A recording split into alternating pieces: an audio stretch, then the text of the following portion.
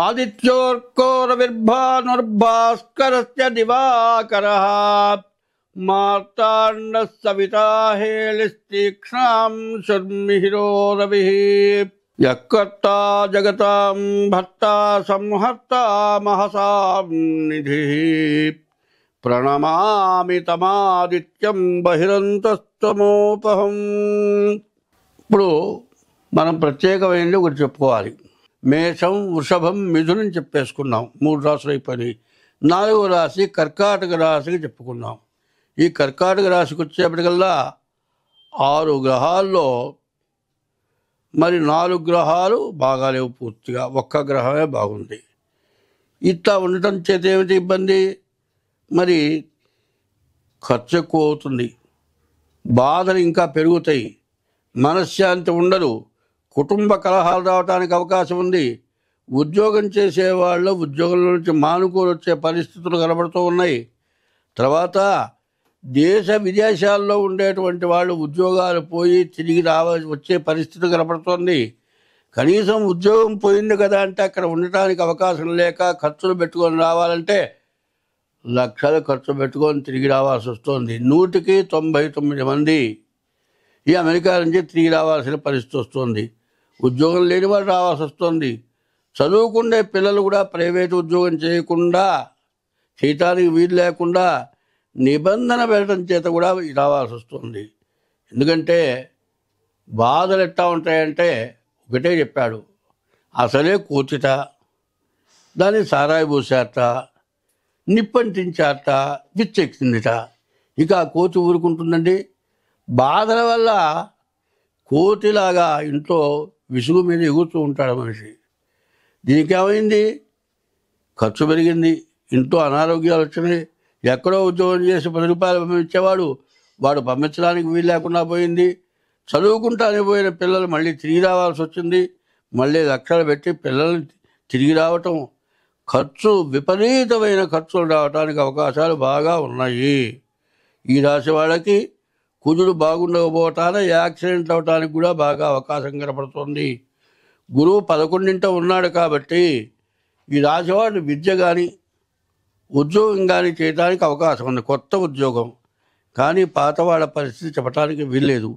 అయితే నవగ్రహాలకి మనం పూజ చేస్తున్నామండి. నవగ్రహాల్లో బాగుండని గ్రహాలకే కాదు, ఒక్క శని బాగాలేడు అనుకోండి, సూర్యుడు, చంద్రుడు, అంగారకుడు, బుధుడు, బృహస్పతి, శుక్రుడు, ఇన్ని గ్రహాలకి కనీసం 100 చొప్పునైనా జపం చేసిన తర్వాత శనికి జపం మొదలు పెట్టాలి. అట్లాగే నవనాగులు కూడా ఎట్లా ఉంటాయంటే దైవానికి చాలా దగ్గరలో ఉంటాయి.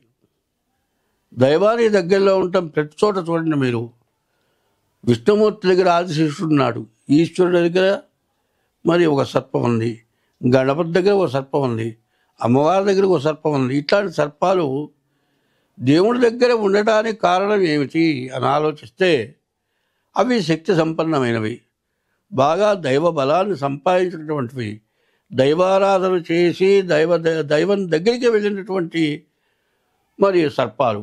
అటువంటి నవనాగులను పూజిస్తే మనకి ఇప్పుడు వస్తున్నటువంటి మహాపాపం వల్ల వస్తున్నటువంటి దురాగతమైనటువంటి పాపం వల్ల వస్తున్నటువంటి బాధలు తొలగిపోవటానికి చాలా అవకాశం ఉంది. ఎందుకంటే తల్లి అంటే ఎవరో మనం ఒకసారి చెప్పుకుందాం.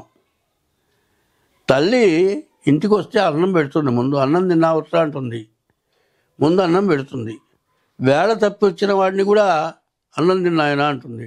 నేను తింటే తిన్నావు లేరా, ఓ ముద్ద తినరా అంటుంది. ఆ తల్లికి అంత అన్నం తింటే కానీ ఆ తల్లికి తృప్తి ఉండదు. ఈ తల్లులందరికీ తల్లి ఇంకొక ఉందండి, ఆమె ఎవరంటే భూదేవత. ఆ భూదేవత ఎటువంటి తల్లో చెబుతా వినండి.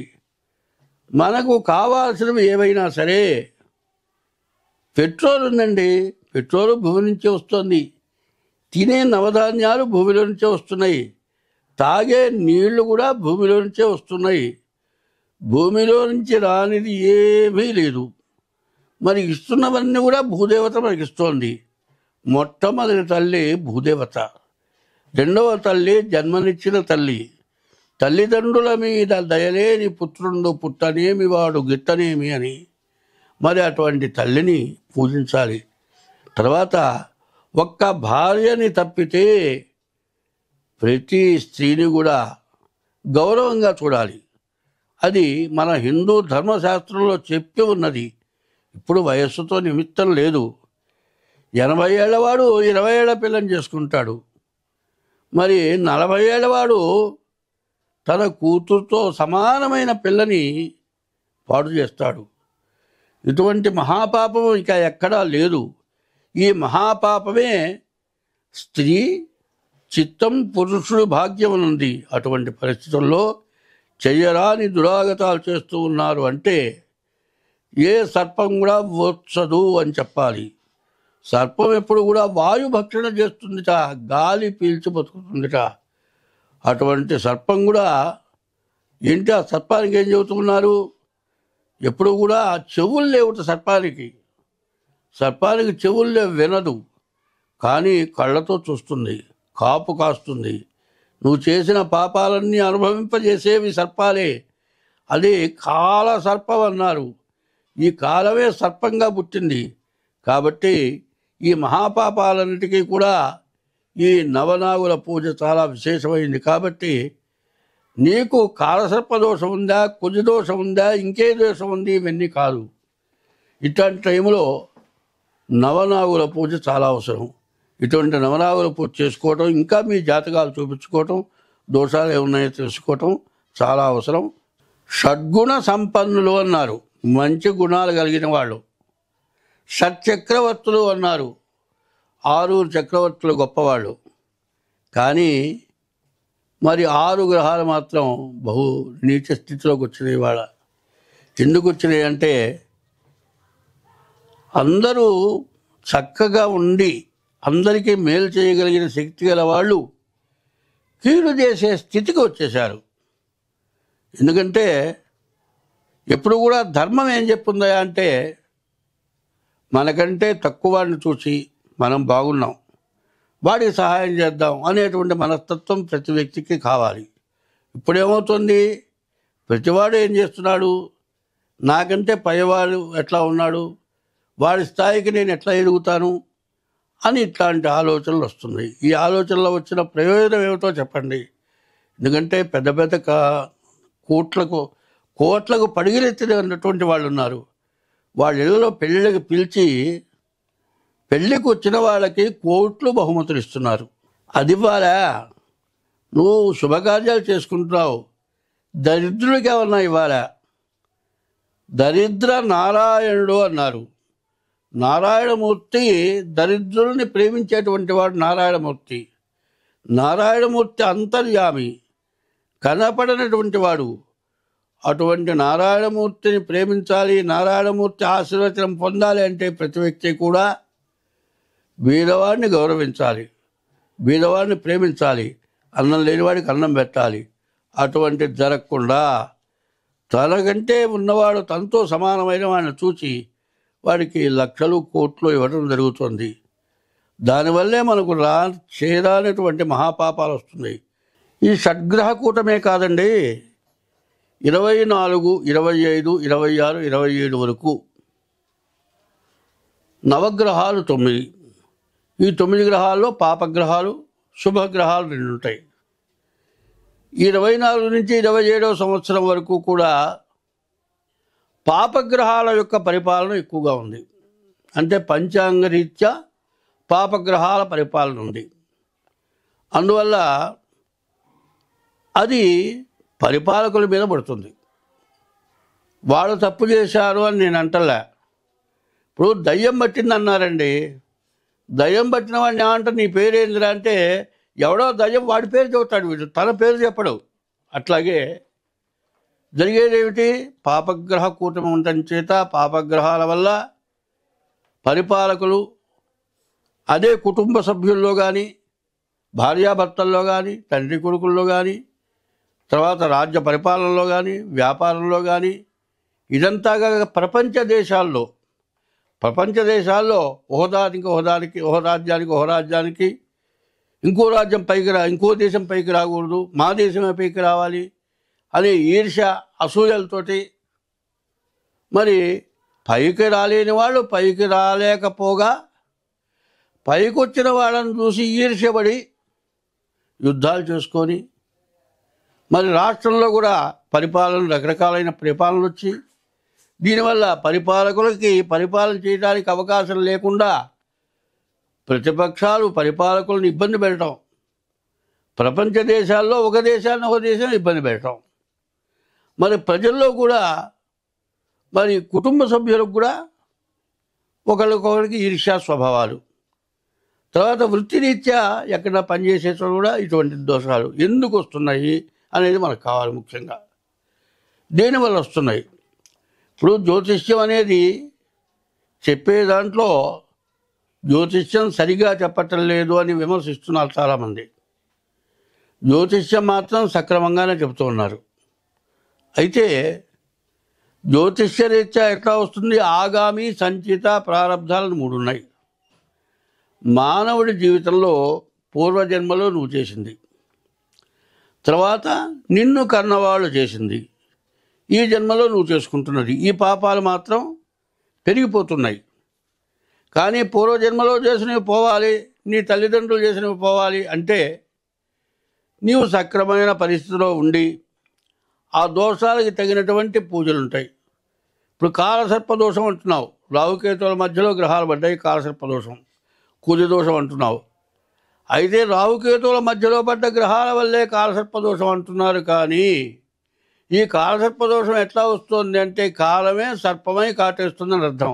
ఈ కాలసర్పదోషం ఎట్లా వస్తుంది? నువ్వు చేసే పాపాల వల్ల కూడా వస్తుంది. ఎందుకంటే నిన్ననే ఒక స్కూల్ మాస్టరు అతని కూతుళ్ళు పెద్ద మనిషి అయి ఉన్నారు, కానీ 11 సంవత్సరాల పిల్లని పట్టుకొని వ్యభిచారం చేస్తే ఆ పిల్ల సావు బతుకులకు వచ్చింది. నిన్ననే పేపర్లో పడ్డది. ఇటువంటి మహాపాపాలైనటువంటి పనులు చేయటం వల్ల కాలసర్పదోషం వస్తుంది. ఈ కాలసర్పదోషం ఎట్లా వస్తుంది అనేది కూడా గ్రహించడానికి కొన్ని వ్యాధులు వస్తున్నాయి. ఆ వ్యాధుల ద్వారా కాలసర్పదోషం అని చెప్పాల్సి వస్తుంది.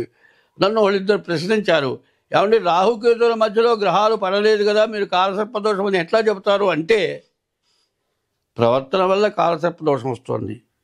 కాలసర్పదోషం వల్ల వాళ్ళు పడేటువంటి బాధలు కొన్ని ఉంటున్నాయి, ఆ బాధలు కాక కొన్ని వ్యాధులు ఉంటున్నాయి, దానివల్ల కాలసర్పదోషం వస్తుందని చెప్పాల్సి వస్తుంది. ఇటువంటి మహాదోషాలన్నీ పోవాలి అంటే ముందు ప్రతిరోజు స్నానం చేస్తున్నాం, ప్రతిరోజు ఉతికిన గుడ్డ కట్టుకుంటున్నాం. ఏమన్నా 4 రోజులు ఏమన్నా స్నానం చేయకుండా ఉతికిన గుడ్డ కట్టుకోకుండా మానుకుంటున్నావా? ఒక నెల రోజులు ఏమన్నా స్నానం చేయకుండా ఉతికిన గుడ్డ కట్టుకోకుండా మానుకోగలుగుతున్నావా? అట్లా కట్టుకోకుండా మానుకుంటే తలలో పేలులాగా గుడ్డల్లో కూడా కొన్ని పేలు చీరబోతులు అంటారు, అట్లాంటి తయారవుతాయి. అట్లాగే మానవుడు ఎవడైనా సరే, ఏ మతస్థుడు కానీ, మతంలో ఒక విశేషం చెప్పారు, షడ్భాగాధికం హిందూ మతంలో, మరి క్రిస్టియన్ మతంలో, ముస్లిం మతంలో 10వ వంతు భాగం మంచి దైవ కార్యాలకు ఖర్చు పెట్టాలి. ఎందుకు? మనం చేసినటువంటి మహాపాపాలు పోవటం కోసం చేయాలి. అవి చేయటం కాక జ్యోతిష్యం సరిగా చెప్పట్లేదు, జ్యోతిష్యం అమ్మకు డబ్బుల కోసం చెబుతున్నారు, జ్యోతిష్యం అనేది కాదు. ఇప్పుడు నేను చెప్పబోయేది ప్రత్యేకించి ఏమిటా అంటే, ప్రతి వాళ్ళు కూడా ఇప్పుడు 2027 వరకు కూడా ఏమాత్రం కష్టం వచ్చినా వెంటనే జ్యోతిష్యం చెప్పించుకోవటం మంచిది. జ్వరం వచ్చినప్పుడు 4 రోజులు మందులు ఇస్తాడు, 5వ రోజు రక్త పరీక్ష చేయమంటాడు. అట్లాగే మీరు కూడా మీకున్నటువంటి బాధలు ఏదైనా కొన్ని వచ్చినప్పుడు వెంటనే జ్యోతిష్యం తగిన వాళ్ళ దగ్గర చెప్పించుకోవాలి. ఆ జ్యోతిష్యం చెప్పేవాళ్ళు ఎట్లా ఉండాలి? ముందు దైవ బలం కలిగి ఉండాలి, ఒక మంత్రానుష్ఠానం పూర్తిగా చేసి ఉండాలి, కొన్ని కోట్లు జపం చేసి ఉండాలి, దైవ బలాన్ని సంపాదించి ఉండాలి. వాడు చెప్పిన జ్యోతిష్యం జరుగుతుంది. అందుకోసమే ప్రతి పుస్తకంలో ఉపోద్ఘాతం అని రాస్తారు. ఉపోద్ఘాతం ఏంటి? లోపల చదివేటువంటి జ్యోతిష్యానికి నువ్వు దైవ బలాన్ని సంపాదించి జ్యోతిష్యం చెప్పు అని రాస్తున్నారు. కాబట్టి జ్యోతిష్యం చెప్పేవాడు తప్పంటలేదు, చెప్పేది పుస్తకంలో ఉన్నదే చెబుతున్నారు కాదంటలేదు. కానీ జరిగేది జరగకుండా పోవాలి. ఎందుకంటే చెడు అనేది జరగకుండా పోయేటట్లుగా చెప్పగలిగేటటువంటి శక్తి రావాలి అంటే దైవ బలాన్ని సంపాదించి దైవ బలంతో జ్యోతిష్యం చెప్పాలి, మీ బాధలు తొలగిపోవాలి. 12 రాసుల వాళ్ళు కూడా ఏం చేయాలంటే ఈ నవనాగుల పూజ ప్రత్యేకించి చేసుకోవాలి. ఈ 9 సర్పాలు ఏమిటి? 1 ఆదిశేషుడు, 2 ఈశ్వరుడు మెళ్ళో సర్పం, 3 గణపతి మెళ్ళలో జంధ్యం, తర్వాత గణపతి మొలతాడు, తర్వాత నా అమ్మవారి వడ్డాన్నం, తర్వాత సుబ్రహ్మణ్యేశ్వర స్వామి, తర్వాత పంచముఖ సర్పం, త్రిముఖ సర్పం, ఏకముఖ సర్పం, ఇట్లా 9 రకాల సర్పాలు ఉన్నాయి. ఈ 9 రకాల సర్పాలకి కాల సర్పదోషం ఉన్నా లేకపోయినా ఈ పూజ చేయటం వల్ల మీకుండేటువంటి సమస్త బాధలు కూడా తొలగిపోతాయి. కానీ మీ జాతకంలో ఏముందో చూపించుకొని చేస్తే అన్ని విధాలా బాగుంటుంది. స్వస్తి.